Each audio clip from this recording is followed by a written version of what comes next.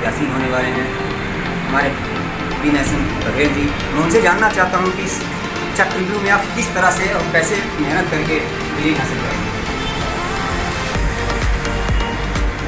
इस जो मध्य प्रदेश में हमारा जो सपाक्ष पार्टी है, सपाक्ष पार्टी के उद्देश्यों को लेकर के हम जनता जनार्दन के पास जाएंगे और जो भारत देश में ये व्याप्त है कि जात के आधार पर आरक्षण व्यवस्था, इसका हम घोर विरोध करते हैं।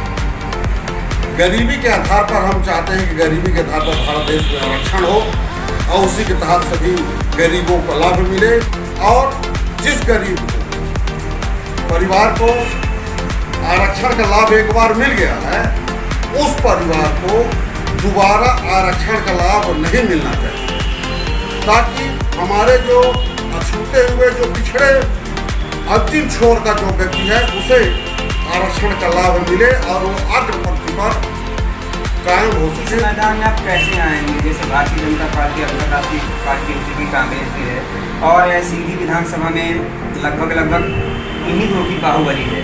तीसरी तो आज तक हमारे समझ में कोई सरकार यहाँ बनी नहीं है, न तो कोई निर्दलीय प्रत्याशी यहाँ से जीता है। इस पर आप कैसे मेहनत करेंगे, कैसे पहलू लाएंगे, जनता के बीच में क्या रुझान लेके आएंगे, कैसी बातें लेके आएंगे जो आपको जनता को रुझान कर सके, अपने ऊपर आकर्षित कर सके। देखिए, भारत देश की प्रगति तभी संभव है जब हम अपने अच्छे मन से, सबका साथ सबका विकास तभी संभव होगा जब हम कथनी और करनी में अंतर नहीं है।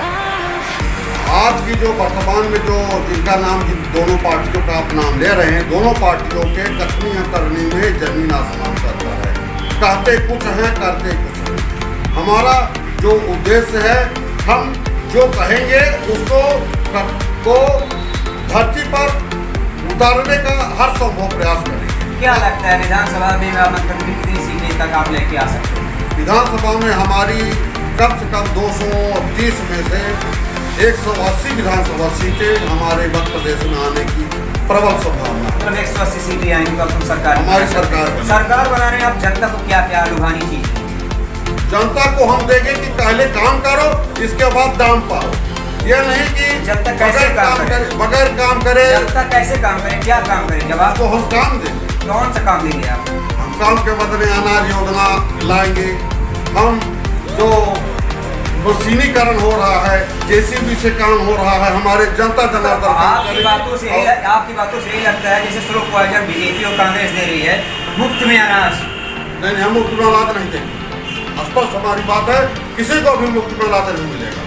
जो काम करेगा, जो जैसा आदमी रहेगा, अगर कोई विकलांग है उससे भी हम विधानसभा की आप ऐसा कौन सा काम करेंगे? जैसे सीधी शिक्षा नहीं है, स्वास्थ्य नहीं है, कॉलेज नहीं है, एलबी कॉलेज नहीं, इसके लिए क्या क्या आप पहले लेके आएंगे अगर आपकी सरकार बनती है? तो हमारी सरकार बनती है तो पहले तो हम भारत देश के जो सिलेबस है यहाँ पर, उसका पाठ्यक्रम हम बच्चों का चेंज करेंगे।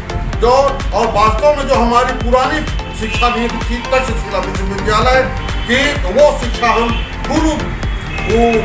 अपना देश अपना बनाने का हम प्रयास करेंगे हमारे सीधे में, ताकि लोग अपने बाहुबल पर, आत्मसम्मान पर अपना फोकस करते हुए अपना जीवन को बार्जन करें। हम सबको यही समझाएंगे। क्या ये माना जाए कि सीधी विधानसभा से प्रत्याशी आपके होंगे? ये तो पार्टी बताएगी कि कौन प्रत्याशी होगा। हमारी जो हाईकमान, हमारे राष्ट्रीय अध्यक्ष है डॉक्टर हीरालाल चतुर्वेदी जी और बीड़ा वाडेकर जी हैं और हमारे प्रांतीय अध्यक्ष सुरेश शुक्ला जी हैं। ये सब हमारी प्रदेश कमेटी तय करेगी कि किस विधानसभा में कौन प्रत्याशी चुनाव लड़ेगा।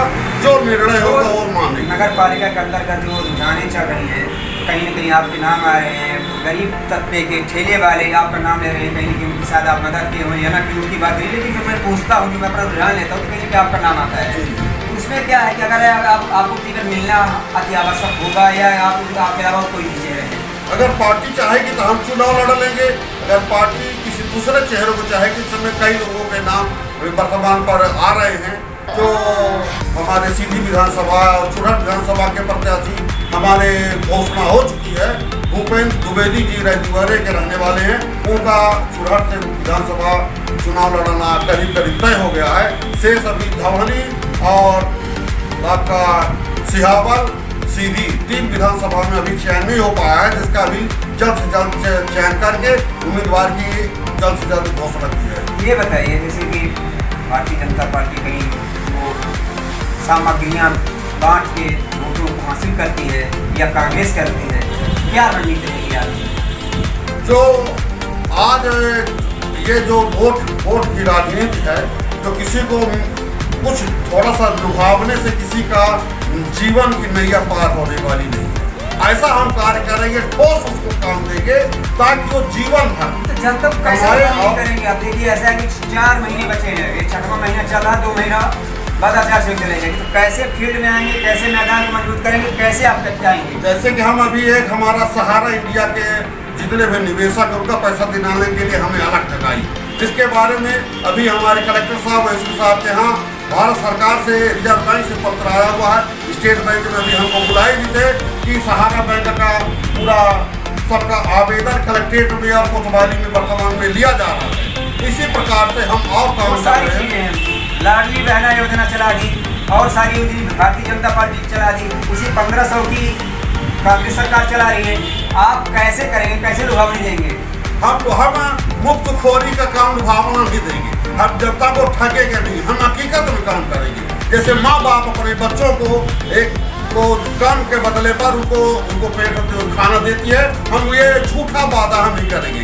आज हम दे कल फिर हम मुकर जाएं। बोले हमारे पास शिक्षा दीक्षा में क्या रूपरेखा रहेगी? शिक्षा दीक्षा में हम सिलेबस बदलने की बात करते रहे, हम सिलेबस बदलेंगे और हमारे देश के मन पिटने वाले रणबांकुरों का जीवन गाथा हम सिलेबस में लाएंगे और ताकि उससे प्रेरणा ले। मेरा एक आखिरी सवाल आपसे, जिला अस्पताल में डॉक्टरों का आए जाए दिन हाथापाई हो रही है, चाहे वो देवेंद्र सिंह जी हों, सिंह खरे जी हों, लेकिन उस पर शासन प्रशासन नहीं कर रही। अभी एक महिला डिलीवरी हुई और माँ बच्चे दोनों ही खत्म हो गए, ब्लड भी चढ़ा, उस पर किसी प्रकार की कोई कार्रवाई नहीं हुआ तक, ना तो आपकी पार्टी कोई आंसर की, धरना प्रदर्शन की, तो कैसे आप लेके आएंगे?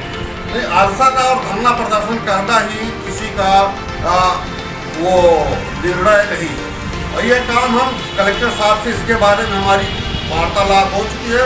कलेक्टर साहब ने कहा कि आप आश्वस्त रहिए, इसकी निष्पक्ष रूप से जांच होगी और जो भी दोषी होगा उसे सजा जरूर मिलेगी। हमारी मीडिया के माध्यम से जनता की, सीधी जनता के लिए क्या करना चाहते हैं?